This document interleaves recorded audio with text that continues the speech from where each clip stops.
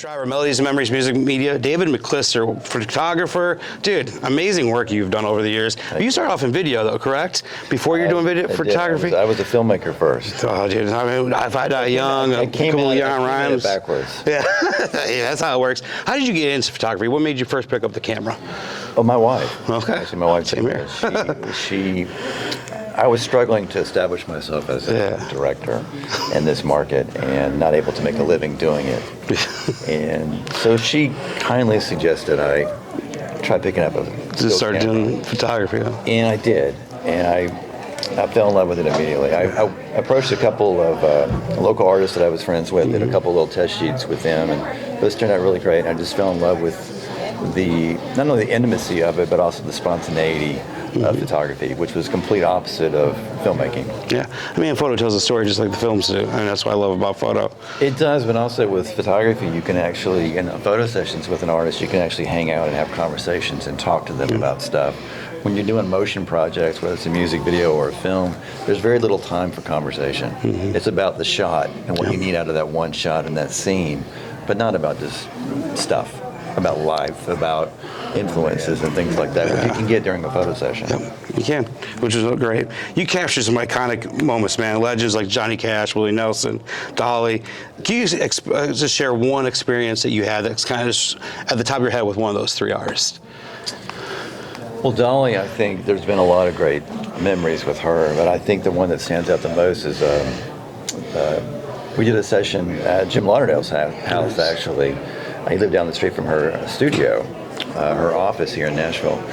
And the very last setup, I handed her a guitar, and I asked her just to act like she was playing or strum a little bit. And she had nails that were probably an inch long at least, that were crazy, colored, beautiful fingernails. And she strummed, and then she couldn't resist. She started playing. And she went into full-on playing, and then she started a concert basically for us. And she went on to perform 3 straight country gospel classics. And she had mesmerized the entire room. We probably had about 15, 20 people from the crew and assistants and the magazine there. And we were all just mesmerized by the experience. And not a single person pulled out their phone the entire time and documented it. Not a photo. They didn't want to break the vibe or anything, yeah. And they're afraid also, I think, that actually if Dolly saw that she was being photographed, she might stop. Yeah. So she just kept going. That's amazing, dude. So your photographs of Grace, Rolling Stones, Billboard, Time, tons of magazines. What publication was a milestone for you? Like, did you when you hit that goal, you're like, that's it?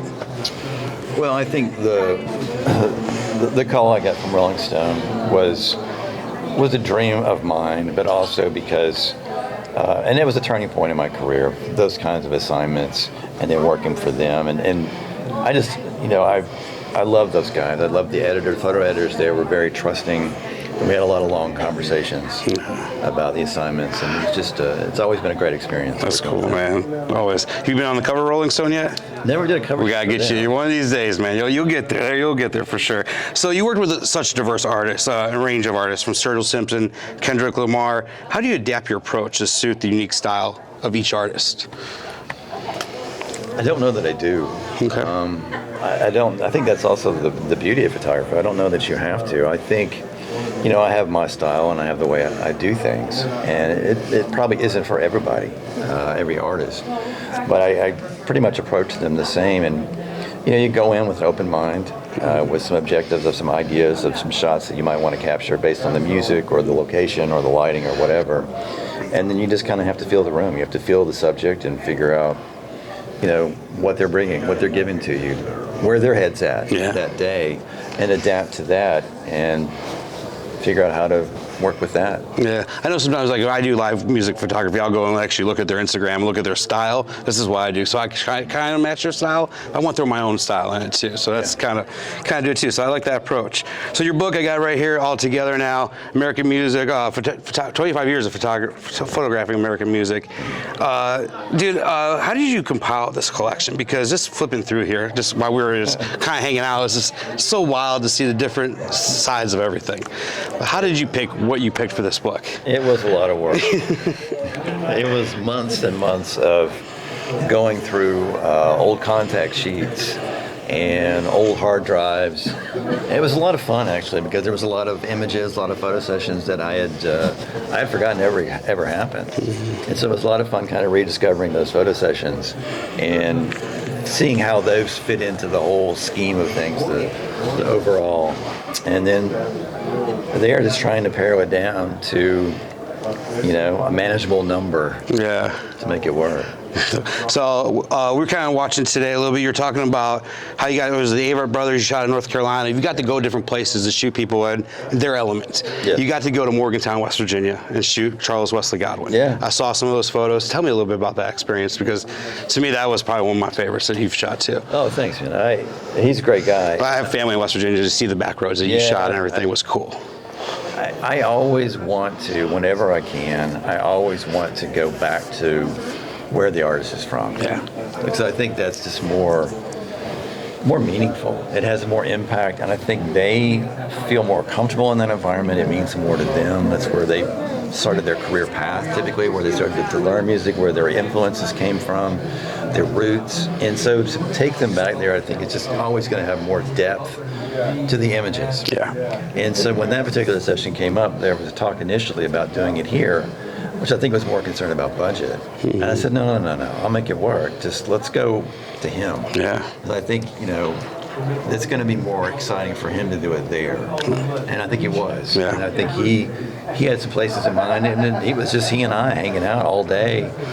Dude, he's a great dude, yeah. Dodging crazy bad weather all day, and going to these spots he thought might be interesting, and we'd walk around and we'd try a few, and then we'd try something else. And we ended up going to West Virginia football practice, and he talked to the team that day, and so I got to meet the coach and that's cool. Players, and that was a great experience. So it was just a really magical day. I love seeing the photos you posted of that, just because the back road, like I said, the back roads, and because Country Roads is such a big song, you see Country Roads in that song or that picture. Yeah. So that's why I loved it. So our final question, man, for aspiring photographers out there looking to break into main music photography, I mean, what kind of advice would you give to them, just if they're just starting off? Probably not to get paid right away, but well, I can only say my approach. yeah. And my approach to the game has always been the long game. I've always looked at it as legacy. Whenever an assignment came up, I always looked at it as a legacy thing. Is it something that is going to be something I want as a legacy later on? It doesn't care about the money. The budget didn't ever concern me necessarily. I figured the money, if the work is there, the money will be there eventually. And so I was always about opportunity and just trying to find more and more opportunities to create that body of work. That's the way I always approached it. I love it. Well, David, thanks for spending some time. Don't burn bridges. Yeah, I agree. Agreed. I worked with David Bergman, and he's told me the same thing. Don't burn any bridges, because you never know where it's going to come back. I mean, exactly. Never take things too personal. Mm-hmm. Try to step away and keep a cool head, and try to look at it long term. Love it. David McClister, new book's out now. Make sure you guys get it.